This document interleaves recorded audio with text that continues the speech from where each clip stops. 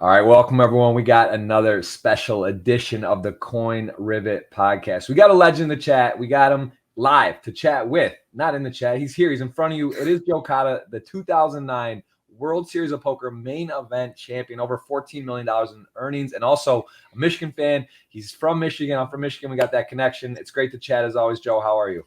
Good. How are you, Jeff? I'm good, man. I'm good. I'm ready. I got my cup of coffee. I'm ready to chat. I'm ready to dive into it. Current events, poker, things are going on, but you got a big announcement. So let's lead off with you. What's going on in your life, man? You got a big deal here. What's happening? Yeah, I was surprised. With WSOP coming to Michigan, Ty Stewart reached out to me, asked if I was interested in being part of WSOP and help promoting, and they signed me to a deal. And it's all about poker. It's a very individual game, very selfish game. So it feels cool when you can be part of a team and be part of something in poker other than just yourself. So I like that aspect, and I'm excited for the future.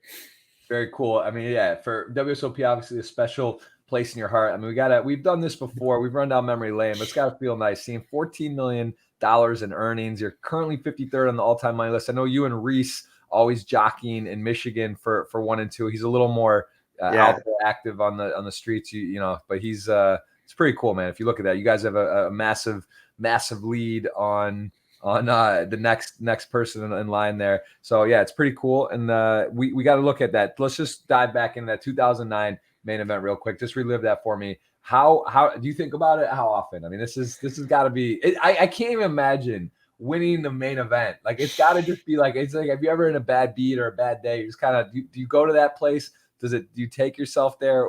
How special was that for you? Yeah. I mean, I did a podcast not too long ago with Remo for Poker Go, okay, and the Run It Back. So that was real cool. Like living, like I never really watched it back too often. I don't even know how many, like maybe, I'm not sure if I even watched it fully in like the first 5 years after, like just the main event. It was weird. So I watched it back with doing that podcast, and I watched it back not too long ago with my wife, just the whole like 2009 main event. She plays poker, and she thought it was interesting to see it. So it was cool watching it back and having those memories and remembering all those hands still from this day. And I mean, it was hugely impactful. Phil Ivey there. Phil Ivey was at the front. I know, nuts. Name, probably most people's hero in poker. Like, he was in there. Some Jeff Schulman, some big names. Darvin Moon, I believe. Did he pass? He passed? Yeah, away? he passed away. I was such a different poker player back then too. Like, I'm such a shadow of my like. I'm a much better poker player now compared to then. But like in terms of competition, I was like, when I was 21, I had all the confidence in the world, and all I did was just play, sat down, every table heads up online, 6 max, like who wants to play, who wants to battle, I don't care who you are.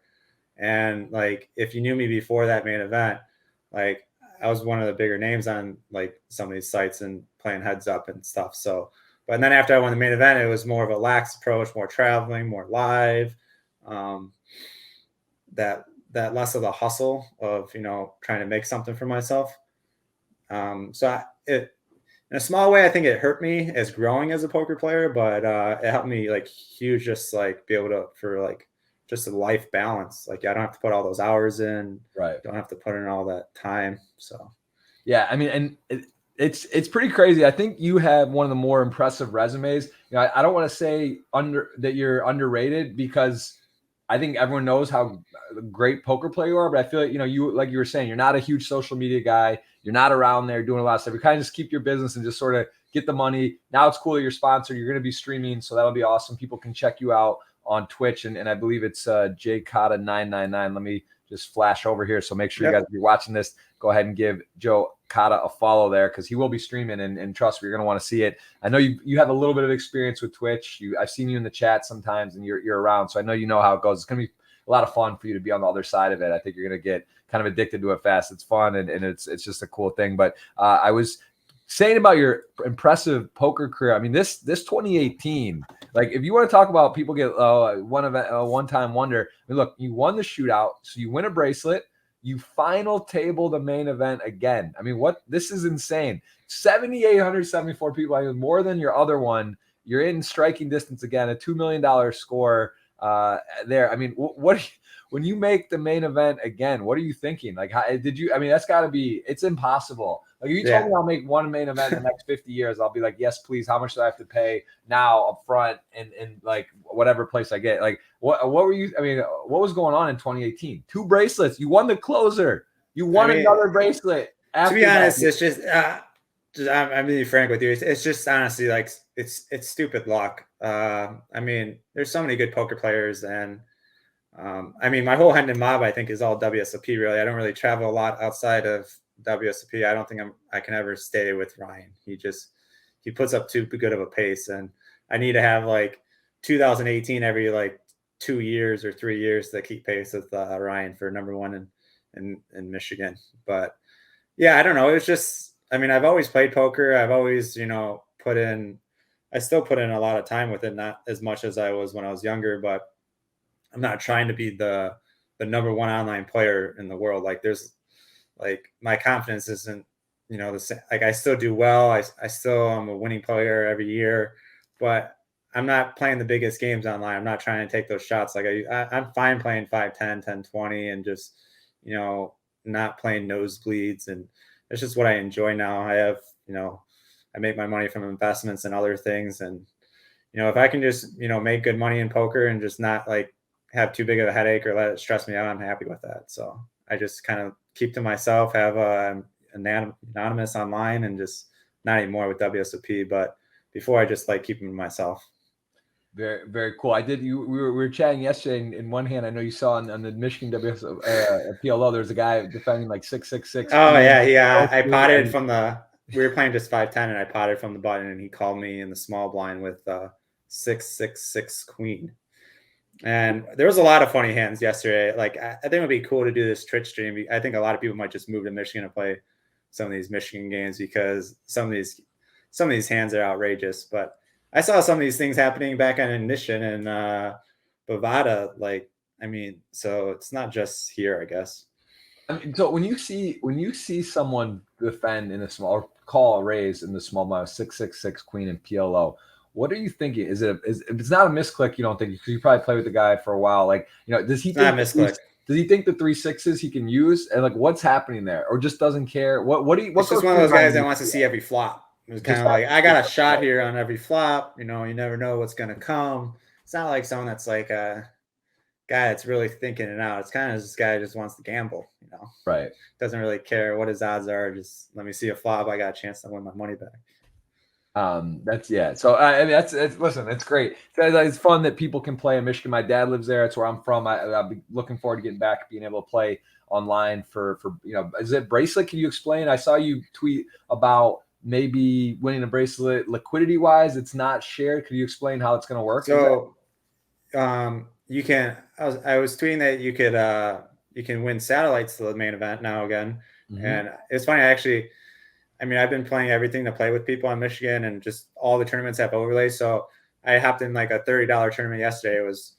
It was like 2 minutes before late reg was over, and it was like a 1K satellite, just $30 tournament. But there's 20 players in it. So, the prize pool is $600.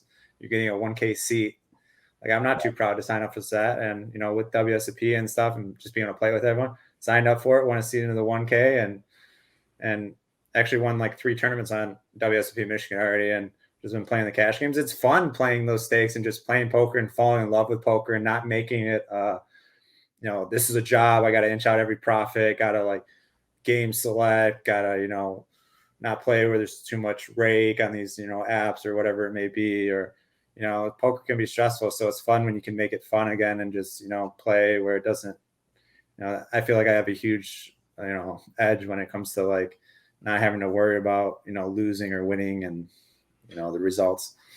Give me a little, give a little bit of an in-depth look in where, what progresses. Cause like, again, there's certain guys when I look at the results or I play with them live, I'm just like, man, I think we actually played a 10K heads up. I remember too. And I remember I ran this bluff against you where you're like, oh my gosh, like, oh, you were stressing. I think you had like maybe second or third nut flush, but it was like bet raise, and I like rejammed. I floated you with ace high backdoor hearts or something, and then the flush completed, and Hey, I think I when tried to you run a bluff on you that didn't work, but I think I grinded that thing back. I ran good against you though. you did come back, and you know, when you run a big bluff against a guy that generally holds things tight to the vest, you know, when you have a big hand, it's still not fun. That's why bluffing works so much. You know, if I'm heating and hawing over like a heads up back, you know, backdoor second or third nut flush, and you know, it's it's a smart play. So you know your opponents. I got to ask you, what's your superpower? You don't have to give me everything, but what are you doing that is like that you're able to just incinerate these fields? You can just go through, win tournaments, win bracelets, final table to main. You know, where do you think? I'm not asking for your secret sauce, but I want to know, what is your some attributes that you think you do better than most, or just against the field? Like, are you like a Helmuthian, you know, versus big fields? You just like against guys that are less experienced, you're just crushing them? Do you feel you read the best, like the other best players in the world really well? Like, what are some things you do really well that allows you to have these kind of results? I mean, it's tough to say. I mean, I think sometimes players can be too much in this GTO approach and like these live tournaments. Like everyone wants to play as perfect as they can and play optimally as they can, but you know, when you're solving a lot of these equations and looking online, it's like you're solving these equations against bots that are also playing, you know, perfect poker, and they're playing perfect against each other. And how do they do that? So when you start playing live against, you know, inexperienced players that are just coming out there to play, and they don't they don't care about, you know, GTO. It's like you have to adjust your game a lot, and I think a lot of people, you may have a hard time doing that, or have a hard time grasping like what's going on at the table and fully understanding like the psychological aspect of it. Like there's some people in tournaments where they start losing chips, and they'll fight desperately to get those chips back. They just internally struggle with like, hey, I started off with 50,000 man, I have 30, you know, I need to get back to where I was at, like type thing. Like, and people, like, you have to recognize that and recognize what people think of you at the table. I remember the year after the main, I won 09, like the style I played, like it was just not working anymore because people played differently against me. Like they were so eager to look me up and like play back against me. And what I was accustomed playing and what was working at the time, like just through the 5, 6 years I was playing, it was just different. So I'm like, okay, I got to change my approach here because this is not working. You know, my people are calling all my three bets. Why am I three betting light? So I started, you know, tightening up and, you know, three bet strong hands and adjusting. I think that's the big thing about poker, really. And a lot of it's luck too. It's like you need to play well and run well. So it's like no matter how good you are, you have to get extremely lucky to have those results that I did in 2018. That's it's a dead giveaway. Whenever someone tells me they get lucky and they're good, that's how I know the great ones. When someone tells me they're unlucky and they run bad, I know like this guy's a donkey. Like that's how it goes. Do you feel like you're the hot chick at the poker table? Like, do you feel that type of energy where like people want to either impress you or bluff you? Do you feel that? Like, I feel like there's a handful of people that have this type of clout. You know, like winners of the main event. You know, throw Helmuth or Esfandiari, Negreanu, Ivy, right? These type of names, Antonio, like people are sort of legends of poker, right? That just like people want a story. Like they're texting, like I'm at the table with so and so. Do you feel that? You know, like people can you tell right away, like this guy's gonna try to bluff me, or like this guy respects me. This guy doesn't want to mess with me. He wants to be my friend. Because like there's a big difference there, and I think that's something Helmuth is exceptional at. He just knows right. He's just done it so much, and he knows like. Oh yeah, he knows what guys are coming after him, what guys are scared of him, and like what guys. polarizing, but it's very you can like so it's sort of like It's huge. It's huge information. It's like a huge. It's like if you have that exploit that's just either this or that, it makes it a little bit. If you can read that well, it's a big advantage, right? Because it's not like a blended. Like you don't know. Like a lot of people just don't know what someone feels about. Here's a funny story. In 2018, I was on this table with this. He was dressed so goofy. He was dressed like I couldn't even explain to you like how he was dressed. And I started talking to this guy. He was to my right, and what I didn't know is like I follow him on Twitter. Huge Bitcoin guy. His name's Bobby Lee. Normally always suit, professional guy. Totally like just, you know, out of character. You know, he's playing poker, and you know he doesn't have to be that guy. And we were talking for a while, and I became friends with him, and he knew I was, you know, in Bitcoin, and he wanted to know like what I used it for and just my story. Anyway, a hand comes up where he raises the button, and I've been pretty card dead the whole tournament. And I haven't played many hands. And he raised the button, and I have 13 big blinds in the small blind. I ship ace nine offsuit. He was, you know, fairly, you know, aggressive player or played a decent amount of hands, which is a standard shove, to be honest. and he ends up folding ace queen face up, and the whole table's like, what? Like, give me the hand, I'll call, you know. And he looks at me like he was an experienced player, but he was like, is that a bad call? You know, is that bad, Joe?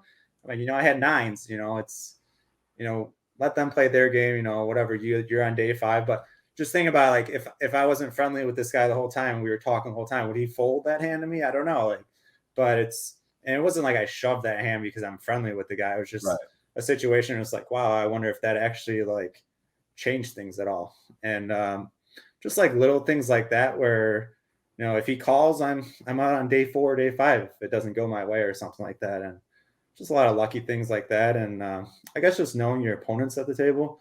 I wouldn't say that like a lot of people don't even know who I am, to be honest. Like if I sit at a table, there's been so many times I've been talking to the person left or right of me, and they didn't know I won the main event. And I think the older I get, that's more common. I think the year or 2 after the main was a lot of like people really playing differently against you because it was so fresh. So, I mean, if you go play like 1-2 or 2-5 games or some home games, like if I go play home games for fun with friends, like everyone's going to be playing differently against me. But if I'm going to play like a 5K in Florida, I don't think many people play much different. But they know who you are. You really think you think there's some people in Florida that you play at a 3,500 WPT? You think that people don't know you at a table? I would say 40% of the people may know me. It's got to be 80 plus. No way. I don't know, man. I would say maybe 60%. You'll be surprised at how many people I've talked to, and then one person would chime in and be like, you know, that's Joe Cada, right? And then like I would be like, what? And then they were like slowly figured out. But that happens all the time. Well, I guess maybe, it might be, you're right. It could be 50%. It could, because there's maybe some newer people, or people are just like not really that into poker that are playing and just like whatever. I mean, I won the main event more than 13 years ago. It's not like I'm a fresh face on TV all the time playing these WPTs and these events. So it's like, you weren't really like big into poker back then, or I mean, not everyone knows their history. Like, do you know who won the main event in 2004? Yeah, I do. I mean, what's that? Wait, so 3 was Moneymaker, 4 is Raymer. Okay. What about you can stump me there for sure on a year. I mean, what about 01? Do you know 2001? Was that, so I think Ferguson was 99 or 2000. 01 was Varconi, or he 02?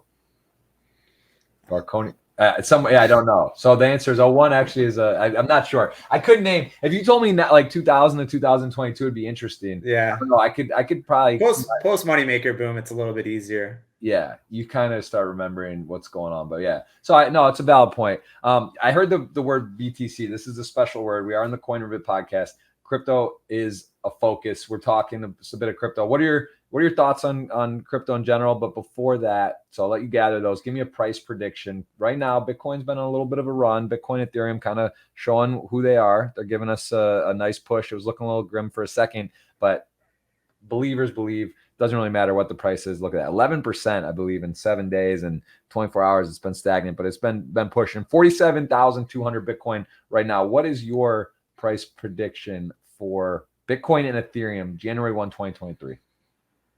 Jeez, I mean, I've been involved with Bitcoin since it's been at like $500, $525. I remember, I think it was Jesse Sovia that tried to tell me to get into Ethereum back. I think it was during one of the Brigada main events, or not Brigada, Bellagio, one of the 10K or the 25K championships. He's like, I was sitting next to him. He's like, you need to get Ethereum. It's at like $35. They just bought a bunch of it. I never bought it at all, and I was kind of kicking myself now that it's at what, 3,000, 4,000. Yeah. My predictions. I mean, this is. I have no idea. I mean, no one really knows. We might give away. I would say Bitcoin at 57,000, Ethereum at 4,200. Okay, so you're feeling an upward trend, but we're not at $1 million by the end of the year. I mean, all right.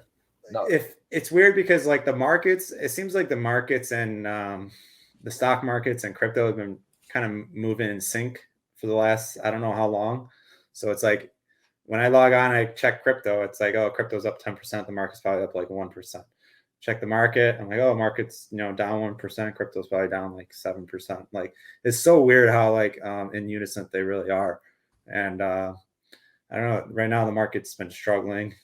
Crypto's been just kind of up and down, up and down, up and down, up and down. But it's hard to really make money anywhere right now investing. At least for 2022. Timing's everything. I don't think you got many complaints in your life, but yeah, I think if you could, it would have been time it if Bitcoin, it would have been nice to get that however many million winning the main event, right? Bitcoin was like around when you kind of entered, when you started believing whatever period that was, because it's crazy. It is crazy to see, and it's just like, it's funny as you say when you hear people say, I got a story. So I bought a condo in Vegas in 2014. Got referred to this guy, nice guy. Name was Jim. Did my electronics like AV, hanging monitors and TVs and whatever. And he started getting a little bit aloof. Like, there's some things he would do some stuff, but he had the long hair, looked like a data scientist guy, right? Like a just look a little bit out there, but like smart guy, nice guy. And towards the end, he kept telling me, he's like, I'm going to this crypto conference, or I'm going to this thing. He's telling me about Verge, like XVG, some like random one, not even like Bitcoin. He mentioned Bitcoin, right? And I had heard of it, but like very little, knew nothing about it, didn't have it, never even seen like a digit code to send or blockchain. So he keeps telling me about it, man. You should check it out, this, that. I'm like, all right, cool. This guy's nuts. I'm thinking like, what is he talking about? And then he like can't finish my work. So he like refers me to a friend of his, right? Who like comes in, finishes it out. And fast forward, like, I got it. I got a bit into it. I had playing online and stuff, right? Like poker there is fairly common for people to do stuff with Bitcoin. So anyway, I fast forward, and then like I just thought about this guy out of nowhere, and I go to my text, and I'm like, hey man, Jim, how are you doing? How's everything going? What's up? What are you up to? He sends me a picture of him, like, his long hair waving in a yellow Lamborghini. And he's like, I'm living it up, man. I just bought a house in what's that country? Puerto Rico, territory, Puerto Rico. Blah blah blah. Like, just not really brag. Like, he was just kind of like telling me things are great. Yeah. I'm into crypto, this and that. And then the funny thing is that one of these events in Vegas, they did like yearly. I think now it's like Storm. They do something at Poker Go. They had like a nice crypto event. There's been a couple, and then one was at a house. And I run into the guy, like, 2019 or 2018, and like we talk in person, but like the guy like killed it, like this guy probably made a couple $100 million, and he was it reminds me of the .com boom. Like, there's so many people that got rich, like filthy rich off crypto. Yeah, generational wealth. I mean, it's real crazy. I got super lucky how I got involved with Bitcoin, just because I was playing on Ignition back in the day and won a substantial amount of money, and they wouldn't wire it or cash it off, and they're like, you have to make Bitcoin. This was when Bitcoin was $500. When you said it's the exact thing I got involved with, it was from Ignition, and that was the first time I ever heard of it, really. And then I remember every time I would cash out Bitcoin to my bank, I would like cash out 9,500 to the bank, and then all of a sudden, like, I'll get the bank and it'll be like 9,900 or 10K. I'm like, how am I making money per these transactions? Like, switching it over, just because the time I held on to the Bitcoin, it would go up. And then by the time I cashed out, and I'm like, all right, maybe I should start holding on to this. Maybe I should look more into this. And next thing you know, I'm like, all right, I'm holding on to some Bitcoin. It's a phenomenon. It's definitely interesting. I think it's something that we'll see and be a part of for a long time. I think it's hit that point of just worldwide adoption, and major athletes, celebrities get involved. A part of it. It's just part of culture now. Like, everyone knows what BTC is. So it's very, very interesting. Excuse me. What about what's your thoughts on NFTs? Do you like them? Do you have them? Do you believe in them? I mean, it's hard not to believe in them just off the success they've had so far. I mean, I judge everything based on just results more so, and it's very argumentative, where it's like, people see a side of it and people don't. And I mean, if it holds value, it holds value. I mean, I was kind of naive to the fact that I didn't listen to, say, Ryan Reese. Like, he was trying to get me to buy a CryptoPunk like real early. And he's like, here, I'll just do it for you. I'll set it up for you. I'm like, man, what am I going to do with this? Like, this image, I'm probably going to. And I'm just like, I can't go up that much, can it? And next thing I know, like couple months later, it's like he's making 7 figures off of it. I'm just like, what's going on? Why am I not listening to these people? Like, I'm such an idiot.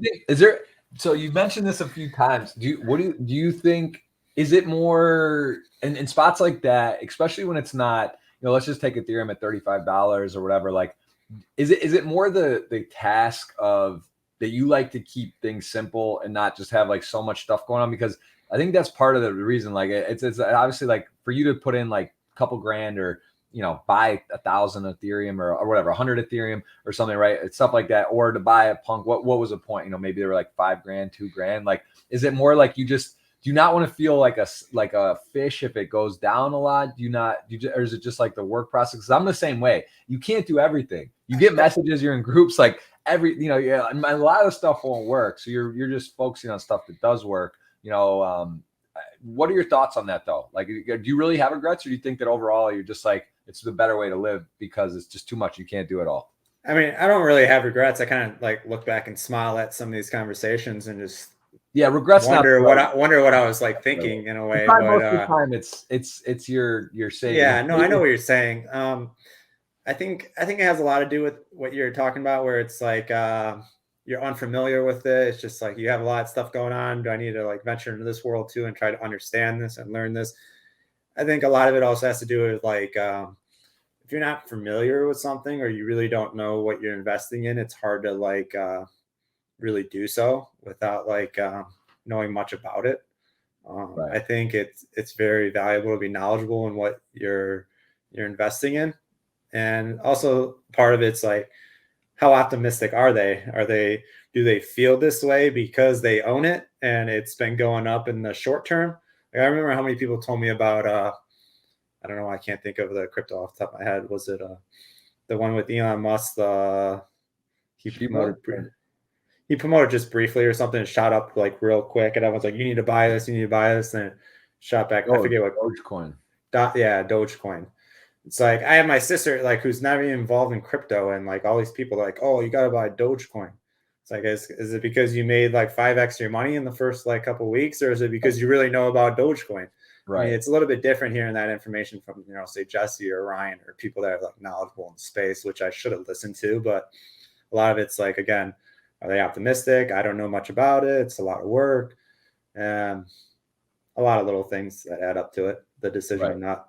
Yeah, it's also like it's entry point. It's always like it's funny because it feels like you're late if you're hearing about it from someone too. Like, oh, like maybe they got in at like this price, right? Like they're like, oh, exactly. And you're like at 35. It's like, oh, well, I missed it. That's sort of a natural, I think, too, phenomena that people think like even now in Bitcoin, right? If you're a long-term believer, it's sort of like you don't have to buy 1 Bitcoin. You could buy 0.02 Bitcoin and put a little, just look at a dollar amount and tuck it away. So I do think it's sort of, there's that feeling, but you could say that about stocks too, like or Google or whatever, right? It's kind of like, I think a lot of it too is like how much money do you have liquid? Like, even if you have like a ton of money, like millions of dollars, $1 billion, it's not like you have all that money liquid. Like you have it investing in other things that are making you money, or the stock market or Bitcoin already. So it's like, all right, you got to look at what you have liquid and set aside for other things and be like, okay, do I move money from other investments to now invest in this new thing? Do I use a lot of my liquid up to, invest in this? Like, so it's like that. You can only invest in so many things, or, so much to do with your money, should I say. Yeah, that makes perfect sense too. Which WSOP events are you most excited about? Are you gonna, in the World Series, are you gonna hop into, a full schedule again? Looks like, it's wild, right? This WSOP is here. It just was just now. It's like almost, it's crazy. It's here. It's like already on us, and it's just happened, which is unique and never has happened before. What are your thoughts on this series, the schedule, and are you going to fire a lot of this stuff? I know the schedule is definitely bigger than ever. Like it seems like they have a whole high roller circuit, like super high roller circuit now. Like there's like 125K every like 2 or 3 days. It's every crazy. 2 or 3 days, there's a minimum of 25K, like, or 50K or 100K or. But I'll probably be playing every no limit event and every PLO event 25K and below. And is there anyone you have circle? Is there like one you look forward to the most? Is it maybe because of the format or the structure? Do you like six maxes? What is it that you're really, really looking forward to? I guess I'm looking forward towards all the. It's weird to say I'm looking forward to all the PLO events. Like I feel like I only play PLO online now. I don't know. I guess no limit hold'em's still fun in tournaments, but just like when I sit down and play cash, I'll fill all my tables up with Omaha before I start sitting at Hold'em. And is it something that you think with tournament PLO, like the ante, what's happening? Because this is like been an adjustment. Dude, what are your thoughts on PLO tournament structures? I honestly haven't played a tournament with ante for PLO yet. I think that's a good idea. I think PLO bubbles are just so brutal. Like they're just so slow and they're so like top heavy. It's almost like a big incentive to put yourself in a position before the bubble to get some chips, because you play in these bigger events like a 10K or 25K PLO and you get 3 away from the bubble. That bubble lasts so long and the chip leaders raise every hand, and it's just the way PLO goes. So adding antes make it a little bit better, but I think it would be interesting. I never played PLO with the ante, so that would be fun. And what do you play in short deck, mixed games, any other games? I would play short deck if they had some smaller short deck events this summer. I think short deck looks fun. I haven't played any short deck before, so I think that'd be fun to learn. I've watched a decent amount of short deck, but I haven't played any. Not many of the sites that I play on offer it, and I'm not a big limit player, so I just like playing the no limit games or the pot limit games. It's just not as fun for me to play the limit games. I've never been like a bracelet chaser. I kind of just always play poker to enjoy it. It's always been an enjoyment thing for me, and it's never been like chasing achievements or bracelets or trophies. So I'll probably just play the PLO and the no limit events, 25K and below. What is would you say the best advice if you were telling someone who's like ready to get out to the WSOP this year? Maybe they've been studying, maybe they're new to the game, newish, but they understand it now, and COVID's happened, they're coming in first WSOP. What would be your advice to somebody? I mean, it's hard to give like a broad strategy how to play and like advice how to play, but my advice would more be one, just always take your time with the decision. Some people just like, even when they bluff, they like in some of the biggest spots in their life, I know friends or people that have made some of the biggest mistakes, just like acting too hastily, thinking like, hey, if I think too long, they're not going to believe me about this bluff, or, just one of those snap things where you act too fastly. And the second thing would be, don't just get discouraged at all at any point in the tournament. It's like so many people, they lose chips. They start off at a certain amount, or they get to a high point, or they're the chip leader or whatever it may be. And they start spiraling downwards. They start losing chips. And then they start forcing the issue. They start doing things they want to typically do. They want to try to get back to where they're at.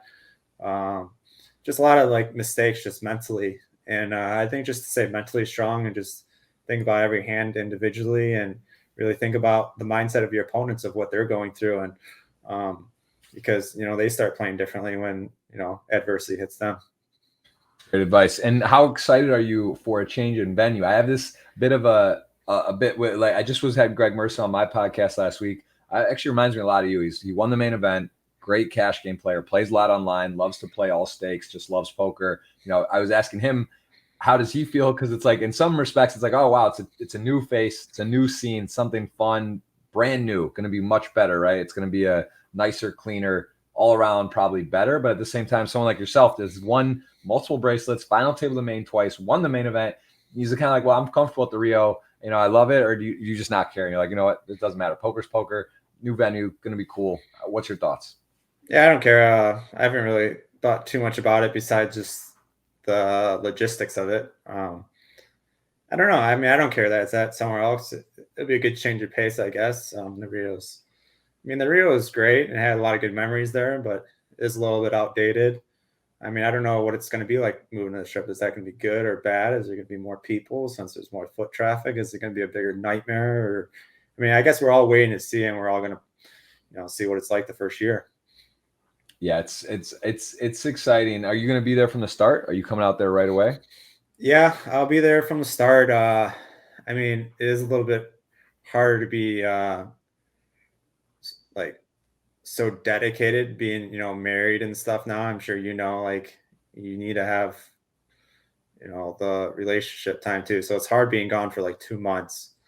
So I might take a trip back in the middle somewhere. I might not. She might come out. Like my wife has a career, so she can't travel to all these places with me. And So I might be out there for the whole time. I might be out there maybe minus a few days or a couple days, but I should be out there for the majority of it. And will you play the Omaha High Low 8 or better? Because there's a PLO Omaha, the one. Because I actually haven't played this, but I love. I mean, I love the PLO 8 game. But and how does this one compare? Or we just not play this because it's the limit? Or is this the limit? Is that what that is? Is it actually limit, or is it just high low? I actually don't understand the difference on this one. I've never played this version. I think that's I think it's pot limit. So it's pot. I don't really play much High low. Actually, no, it says I'm on high low 8 or better chain. Maybe it's not pot limit. Maybe it's just limit. I think actually looks like limit. Yeah, it's limit. That was curious. That was pot limit on high low. So it's obviously just limit. Yeah. They have that. They have both. So that one, that game's fun to me. I just don't know about the limit version. I wonder how much. Do they have any smaller buy-ins for that? Yeah, they have a 1500 right before. I'll probably play the 15, maybe the 1500 high low. I don't really play any high low, to be honest with you. So I wouldn't be confident playing a 10K. Right. But that's a fun version. So to step out, you won't play short deck. You will play. I'll play like smaller short deck tournaments, like if they had but I think the short deck was a bigger event, right? Was it like a 10K or something? I believe so. Yeah, I'm not. I think they usually have like 1500 and a 10 of almost all those kind of ones, but I'm not sure exactly. And yeah, it's a lot of events. This is like you said, you could probably spend $1 million in buying. Oh yeah, if you're playing everything, you're spending $1 million. Like Negreanu would probably spend over $1 million, I'm guessing. Yeah. It's pretty wild. What is the state of poker in your mind right now in terms of live and online from your perception, just from what whether you're playing or you're talking to friends who are in different markets, because obviously you're not playing global like the tournaments structure series right now where you are, but you do play cash games and you do have a lot of friends and you are aware of current events in poker. What is your overall perception of live and online, where the state is? I think based on the tournaments I played, at least live lately, live is growing. I don't know how much that has to do with the pandemic, where a lot of people weren't able to play and now they can, and maybe they have they save money during that time since they're not playing all the time live. I don't know how much. It's weird to judge it right now with the whole COVID thing, because that really changed the landscape of everything. So many people are now willing to be able to get out of their house now and actually go play. So you've seen the fields lately be bigger than ever. Like some of the tournaments in Florida have been huge. So right. That's for live. I mean, I think WSOP World Series will be huge this year. I think it will set some records. But yeah, give me your main of how much you think the main will get. I mean, it's one of those that's really hard to calibrate, because especially with crypto has a big part of it too. It's what's crypto doing during this time of the World Series, and I think the main will probably have, I want to guess like 7,700 players. 77. Yeah, I think I bet a couple people on the over for the main event this year, and I lost. What number do you think it's going to be this year? I think it might get 8,500 somehow, but it's just hard. Like you said, it's really hard to tell. Although I just feel like people are excited. You got not even like qualifiers online, like in Michigan, other places, more feeders. People are kind of, I think, anxious to get in there. And last was a bit of a strange one, and it still did pretty well, just based on like all that was going on in the time of the year. Still really, really healthy, and seeing some record numbers in WPTs and other live stops. It just seems like people are chomping at the bit. And I actually thought I was going to win for sure, because they like added that extra day or two to the main to kind of let the European. What was the number they got for the previous year? Who won this main event this year? I forget. I think it was just below 8,000. Is that right? Or maybe no. Maybe it was below 6,000. I whatever it was. I think. I was surprised how many. What's his name? He plays all. He's a big player. Oh yeah, Korai. Really, Korai, Alamir. Yeah, I don't know why I couldn't come to my name either. I'm like, he's a huge player. He knows a thing or two about poker for sure. So there it is, 8 million to first, and all right, 6. I think maybe I had 7,000. That's crazy. They got 8 million for first during the COVID year. Yeah, and pretty amazing. It was a great final table, great heads up and story, and George Holmes as well. Really really cool. Yeah, that was a fun one. I feel like I think this was better than people expected for how the COVID went. I think WSOP did do a really good job. And I think that, yeah, poker health is really good. And online, it's a little unclear. There's a battle, right, with the RTA potential capabilities. Yeah, that's RTA is technology is always scary. I mean, technology is changing everything these days. Just the way it is in life. RTA is scary. Hopefully, sites are constantly doing their best to combat that. You ever think about if there wasn't a World Series of Poker, how big poker would be? Like if they didn't have like the whole like ESPN and Moneymaker boom and all that, like how big would poker really be? Honestly, I don't know. I think about that. I laugh when I think about the money maker effect. The guy's name's Moneymaker. The whole thing. It's like this is where it makes it. I try not to go down the rabbit hole of simulations in life and stuff. But I'm just kind of like, this is like, one of those things. It's just kind of like too convenient. It was like a combination of things too. It was the first year they had the whole card cameras, so it's like you got this name through this accountant with this great name. The first year they had whole card cameras with some of the bigger names in poker at that final table. Phil Ivey again, I think, and I mean it was just like a whole combination of things. I remember in high school, every single person was playing at the lunch table after school. There'd be home games.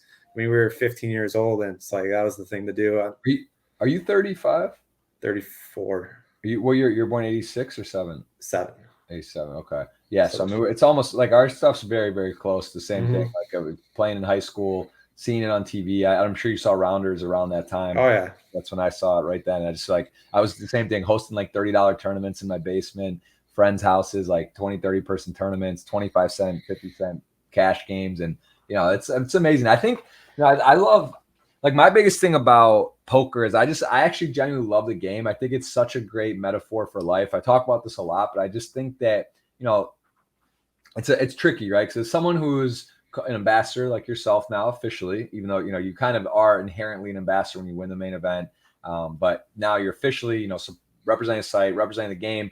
It's like, there's a fine line because, there's the great things about poker. There's also some, negative things because it's associated with gambling or people do have addictions. But you can say about anything, sports betting, whatever. You could be addicted to chess. You could be addicted to anything, right? Yeah. So moderation is always key. But as something like, I think it's like the most valuable, and I'm biased and probably you too, but there's really not many other things that you get in a closed situation, life lessons so fast, like where it hits you fast, like winning, losing, luck, skill. It made me grow up real quick. They're just like forced in you. You deal with math constantly. Like with you're 90-10, you're 4.5% one card to come, and you lose or you win, and these type of things. It's like golf. You get to feel how someone's energy is on a course. Do they cheat? Are they ethical? Are they happy for you? So you learn a lot about someone in poker, and I just think that it's so great. It's such a great thing, and I think it's starting to get better, like because of content, because of YouTube, Twitch, other things. People are getting a better feel and understanding of it. But I just think that I'm going on a little bit of a rant, but I'm so passionate about the game, and I know that you share the similar views and interests about that it really enhances life. I know when I was younger, when I first started getting into poker, and I mean when I was a kid, my strongest suits were like math, video games, logic. Like poker was like literally, and I love competing. I was a big soccer player when I was younger, and poker was just another way to compete. And my mom, she was just totally against gambling. My dad was never a good gambler, and she's had some bad taste in her mouth with that. So when I was like 14, I would try to tell my mom, I'm like, because I would have to get her to deposit for me like $50. Like, Mom, I'm a real quiet kid. I don't really like go out and do much. So, like, just pretend like I'm going, like I have a job. Like, just pretend like I'm going to the movie theater or something. Or I'm going, out and I'm enjoying myself for like 40 or $50. But just look at it like a form of entertainment, and I'm gonna give you $40 or $50 to put online for me. And if I actually have a chance to win. If I lose, then it lasts me a couple days or a week, and I have a job, and I'm not going overboard. You can see how much you're putting on. And like having that actual like conversation with my mom, and her like actually have the trust and understanding in me and the way I worded it, able me to really start playing online. And I think by the time I was like 15 or 16, I had 6 figures online by the time I was 15, 16 years old playing 10, 20 on party poker. And I was just gonna say, when you said $50 for my mom, I was like, this is, I knew it's party poker. That was the site. Party poker. I mean, I was the kid that was transferring everyone their money at school. Exactly. Like, hey, Joe, here's $100, transfer me 100. Here's 50. Yeah. And then like, I'll go back to my mom, like, send 50, you play 125. It was bad because my mom really thought I had a problem because like, yeah, I would send my friends $50 or $100, and then like I'll eventually run out, and I'm like, Mom, I need like another 50 on there. She's like, you need another 50, blah blah, and another voided check. And I'm just like, eventually it started being the other way around, where I started giving my mom money and helping her out. And by the time I was 18, I was able to move out, buy my house, and just that's when the degen really started. I played, I don't know how many hours. I was skipping nights of sleep, and it was bad. I put so much hours at poker when I was 18, 19, 20 years old. I gotta say, I remember being in high school, and I would, my dad's alarm clock was set for 4:44 every morning, and there was so many times where I'd hear that thing go.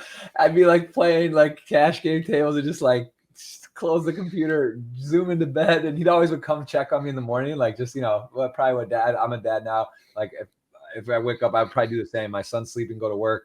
Come in there, and I would like be in there like asleep, see him come in, and I was like, man, if he knew, he would have a heart attack. I was up there like, but again, it teaches own. It's not for everyone, and discipline, and it's different. Like you got to have moderation, you got to know yourself, but in reality, if you're doing it responsibly and you have a plan, and you're gonna get a lot of positive things out of it. I always have a bit of a hard time with it too, because I'm like so pro poker, talking about poker, and I'm not trying to like sell a false dream. Like I've done it for a long time. I do other things than just poker, but I get a little bit scared sometimes too about trying to push someone. Like, listen, don't quit your day job. You can do it. You can do it small. Take your time, and that's a bit of it. You have some responsibility as someone that endorses or talks about poker too, because you don't want to like let people tell people like, oh, this is the dream. Yeah, of course. I mean, it's gotten changed a lot as well. Poker's gotten more difficult to win overall, and online especially.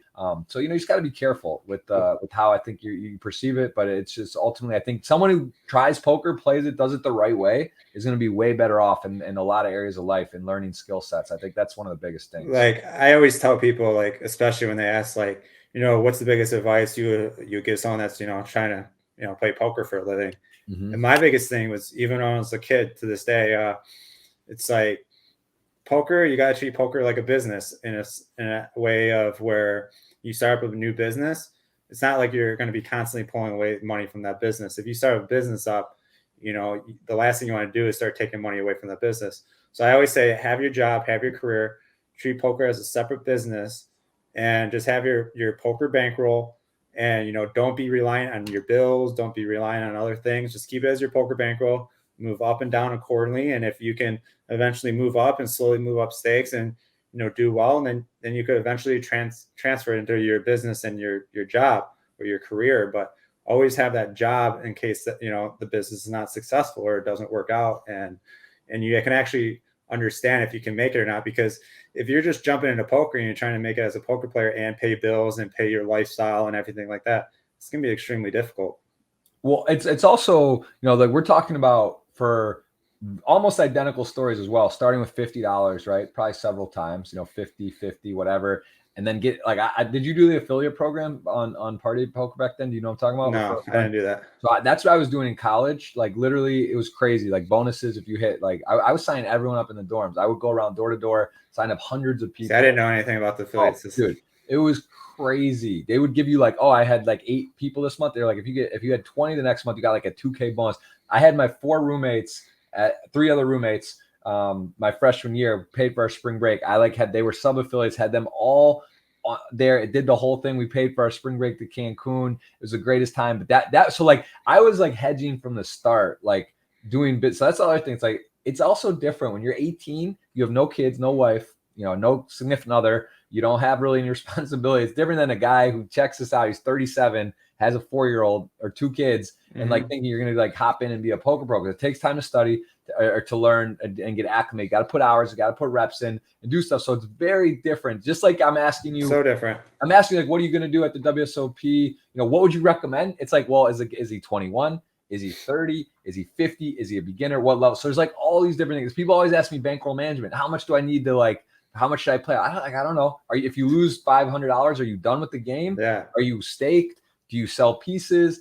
Do you have supplemental income? So like, there's no perfect formula. You kind of got to teach on and do your thing. But the real thing is take your time, be responsible, segue into the game, check it out, learn a bit. You can play 1 cent, 2 cent. You can play for free and start. There's a lot of ways to do it. It's like, and also it's a different risk. If you start with $50 and you can only lose a couple hundred or 500 or 1,000, like if you did it a ton of times, it's different than if you are 40 and you have major money and now you're going to hop into 10, 20 and start blasting off 5 grand, 10 grand at a time. That's also a different story.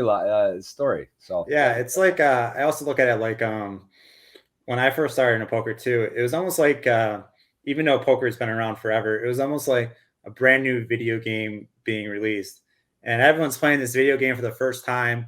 Everyone's trying to figure it out. Everyone has different approaches.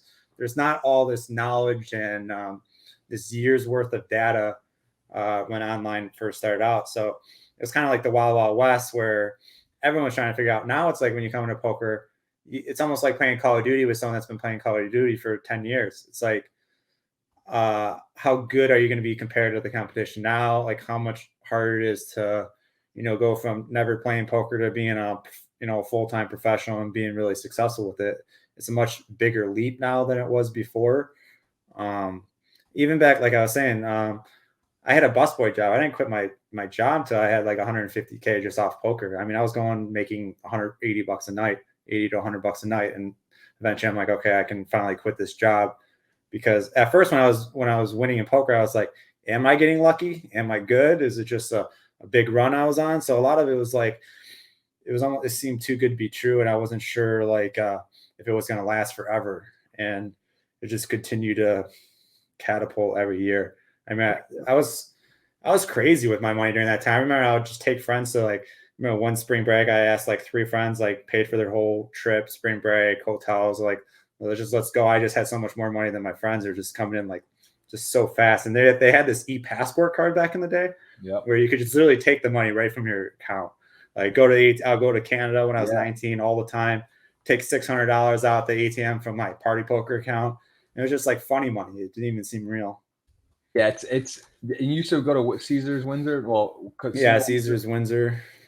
Caesars Windsor used to be Casino Windsor. That was where I started playing and would go and was 19. They had a good game there. They had a 10-20 no max game with like Parvez, Sleepy Mike. I remember those names. There's a doctor there. I built my roll there. It was you could buy in for 500. Guys would have Marco. They'd buy in like 20, 30. I remember Marco. I would take my 500 to I'm surprised we never really like ran into each other or played each other much. Like I remember I actually had an issue with the border, which kind of stopped me from playing there a lot again. Was so for a while I was going there playing the 10-20 game and converting money and converting it back, I would lose a lot in exchange. Eventually I created an account at Casino Windsor and I started just keeping my money in there.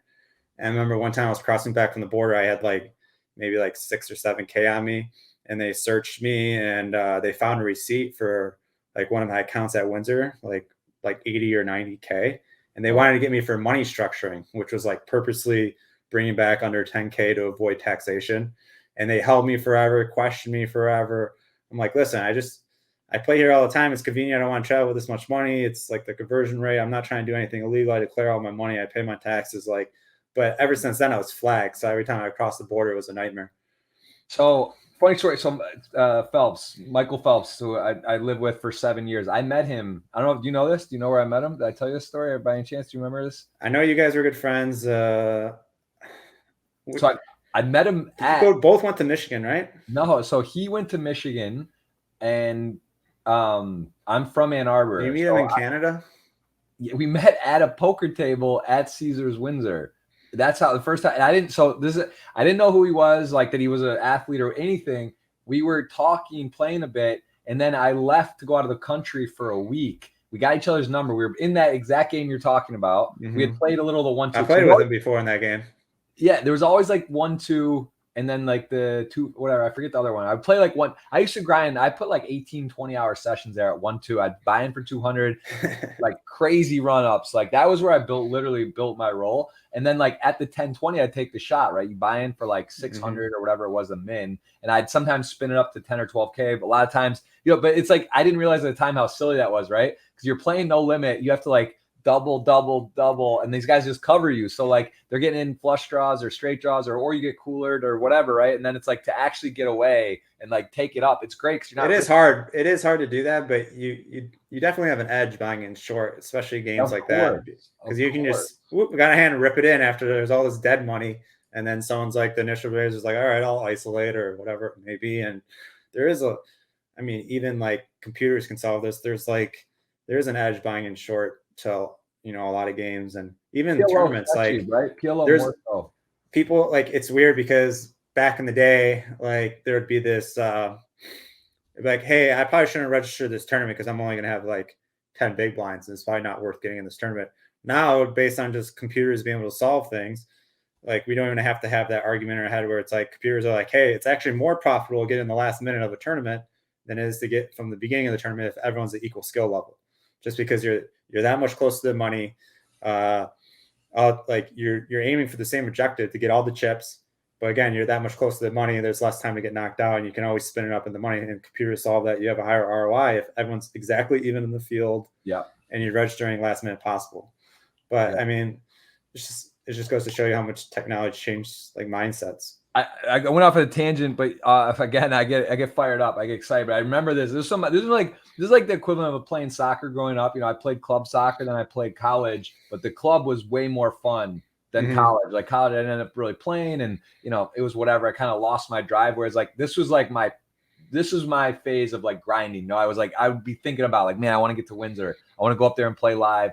There's nothing else I thought about, right? Where like I was just like, this is it. So. But that was where I met Mike, and then we got pulled over, same thing, because he, driving over the border and they would end up he would go 110 to get there from Ann Arbor, get there like 25 minutes, and then like he would always get pulled over in his car. He had blacked out 7 Series Beamer, and they would just like pull him over like clockwork, and every time it was a thing. But I remember that was good times, good memories, and I think back then it was fun, like partying, going out there. Oh yeah, I think even before us, I think Daniel used to play at the casino, if I'm not mistaken. He used to play there. That was before I was playing over there, though. I don't think I've ever saw him there. Yeah, I think it was probably before our time, though. Yeah, right? It was before our time. Yeah, like Ryan Rapaski and Chad Pikeman and those guys? Yeah, Dan Wergau. I remember one time, I don't even know why I remember this story randomly. It was like I knew Rapaski from playing in that game over there, and just from I think him playing on UB or something. One time I was playing UB heads up. Some guy said to me, I didn't think anything different. Take like 4 or 5 buy-ins from the guy, and he's like, "Good game, Joe." Like, who is this? I'm like I was 18 years. I'm like, how do they know who I am? Like, oh, this is Rapaski. I'm like, why did you play me? He's like, oh, I wanted a challenge. I'm like, all right. I'm like, yeah, those guys, great guys. I still to this day good friends with them, and again, this is one of maybe kind of closing to talk about too with like friendships in poker. I think it's just fun where you get to meet different people, different ages. You get to kind of know, network, learn, and it's just one of those games where you get to make friendships. I have some of my longest and strongest lasting friendships are from people I met either at a poker table or indirectly at a poker table. And just like anything, man, people say, oh, like there's some bad apples in poker and this and that. It's polarizing, right? Some of your best friends and people you trust and like the most. And then there's also some people like, wow, I can't believe that happened. I'm sure you have stories, people cheat, lie, scam. Sure, but like, look at business. Like, what do you think happens in the business world? Of course, I say all the time. You hear stuff at the high level, and think about all the things you don't hear about. People steal, like it's life in general. There's cheaters in everything, like every aspect of life, and scumbags in every aspect of life, and people are going to be looking for loopholes.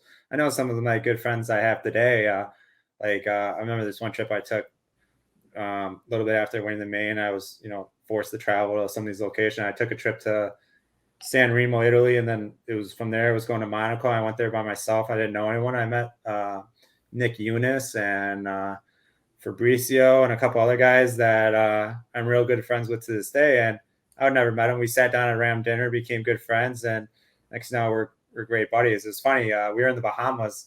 Like you're just talking about some of the people you're going to meet. I ran to Matt Stafford and Sam Martin, who was the punter for the Lions. And we hung out for 2 days and just the stories and just, he was like my idol growing. He was my biggest,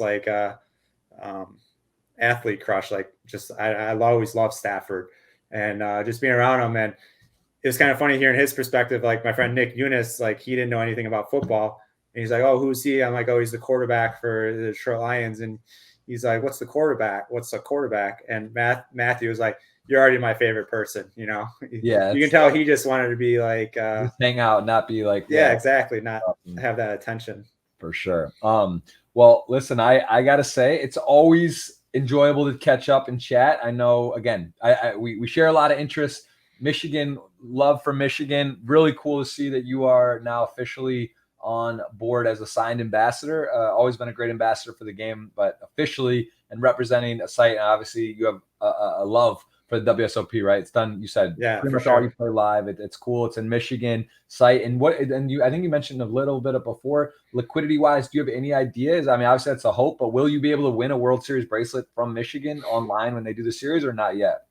Not this series. So I know they're extremely optimistic where they think they really heavily believe no longer than this year that the states will be connected. So like Nevada, Michigan. So I'm guessing the following year with the states being connected that you should be able to win a bracelet from Michigan, because I mean you can win bracelets online in Nevada during the World Series. So if you can play from Michigan, you should be able to do that. So by the time next year, you should be able to win a bracelet from multiple states. What is the reason on that? I'm sure it's a lot of paperwork, logistics, and lobbying this and whatnot. But I guess what is your guess on why they've planned this? This is a long time coming. Michigan now officially doing this. Wouldn't that be something that's on the top of the docket to like say, hey, we need liquidity. Let's be in, and why don't we plug right in? Is it just like, is it a formality? Like maybe they have to operate smoothly, do everything and then kind of transition in, or is it just like, was it not thought about? Like, do you have any? Your guess is as good as mine. I have no idea. I don't know what that paperwork or those deals or those backdoor stuff looks like. The legislation. I mean, I have no idea the things they have to go through. I remember having a charity poker room. It was a nightmare, just what we could and couldn't do. And I mean, I don't envy their situation. I'm trying to go through all that work, but they're trying to make it work. And I know right now they're purposely having a ton of overlays on all. They even said it from the start with me. They're like, we're going to have a lot of overlays on purpose. We're just trying to build a player pool and just trying to, get our fair share of the market and, try to get people to the site. So every tournament that they've had on WSOP so far has been an overlay, and it's been fun just playing. It's like, how can everyone not be, a massive dog if every tournament has overlay? It's not like everyone's getting raked to death. Right. It's interesting. It's interesting times. And I'd love to be, behind sort of the scenes and have a little better understanding. I'm fascinated with the business side of poker. And I think that's something too, that it's interesting to look at people that we know and respect in the poker community and in the world, right? Even you mentioned Ty Stewart. I got a lot of respect for him. He's been in the industry for a long time. It's like kind of we're in that age, that time where we're still playing and hungry and stuff. But as I don't know about you, but for me, it's like, it's important, right, to sort of kind of feel the trajectory of the game going the right direction, right? Like to see and hopefully maybe we can at some point, maybe you're ambassador now, maybe at some point, it's my son's swimming lesson. Sorry.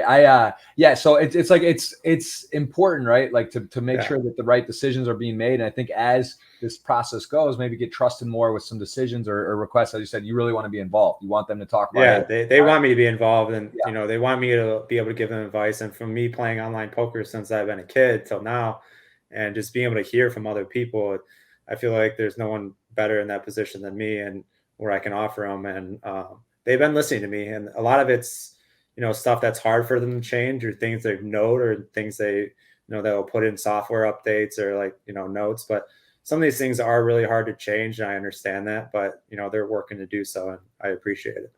Yeah, it's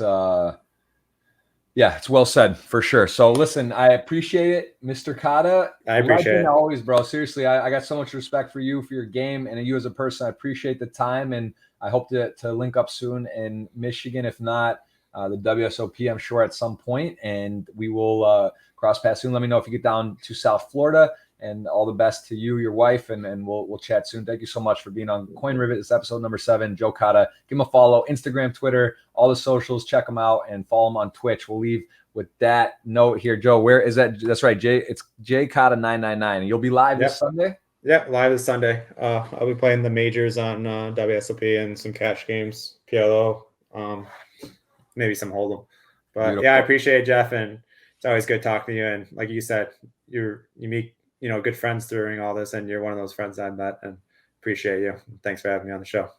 Back at you. All right, guys. Thank you so much. Next week, stay tuned for a very special guest on Coin Rivet. We got another one. We're coming live from Cyprus. I'll be there for the Triton commentary. Going to have a blast there, and we're going to have some big guests, hopefully in person there with some of those players that are playing. So we'll see you next week. Thank you so much.